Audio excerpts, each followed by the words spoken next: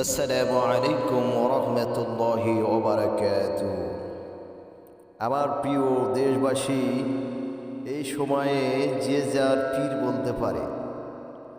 তো আমি মাওলানা রফিকুল ইসলাম সায়েদী আমার কাছে ফুরফুরা শরীফের পীর সাহেবের পর যদি পীর থাকতে হয় তো পীর আল্লামা শাহুল আলম সাহেব আছেন।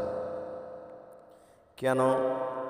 পীরের যত রকম ক্যাটাগরি আছে তার ভিতরেই পাওয়া যায়। বাকি আজকাল যাদের যাদের পীর খেতাব করছেন তাদের ভিতরে একটাও বলতে নাই। যেমন পীরের কোনো কথা মানুষকে কষ্ট দিতে পারে না, ধিৎকারমূলক কথা হতে পারে না, অহংকারমূলক কথা হতে পারে না, কাউকে ছোটোখাটো এরকম নজরে পীর কাউকে দেখতে পারে না, আর এরকম লোক পীর হওয়ার যোগ্যতাই রাখে না।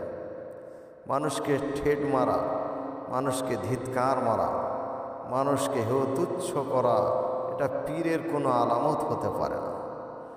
যারা ঘামণ্ডি দেখায়, অহংকার দেখায়, পীর বললে বাহবা করে হাসে, এরা কিন্তু পীর হওয়ার যোগ্যই না। যারা এদেরকে পীর বলে আর এরা যাদের পীর বলে মনে খুশি পায়, মনে করবে দুটাই ভণ্ড। তো আমি আজকের অল্প সময়ে অল্প কথা বলতে চাই। আমার তো মনে হয় এই যুগের যার বক্তৃতার মাধ্যমে, যার চলাফেরার মাধ্যমে মানুষ কোনো কষ্টই পায় না, যার বক্তৃতা মাস কি মাস, বছর কি বছর মানুষ শুনতে ভালো লাগে, পছন্দ করে, তিনি পীর আল্লামা শাহুল আলম সাহেব। আমার তো মনে হয় সর্বপ্রথমে যদি পীরের কারোর খেতাব দিতে হয় তো এই মানুষটাকে দেওয়া খুবই প্রয়োজন মনে করছি, পীর আল্লামা শাহুল আলম সাহেবকে।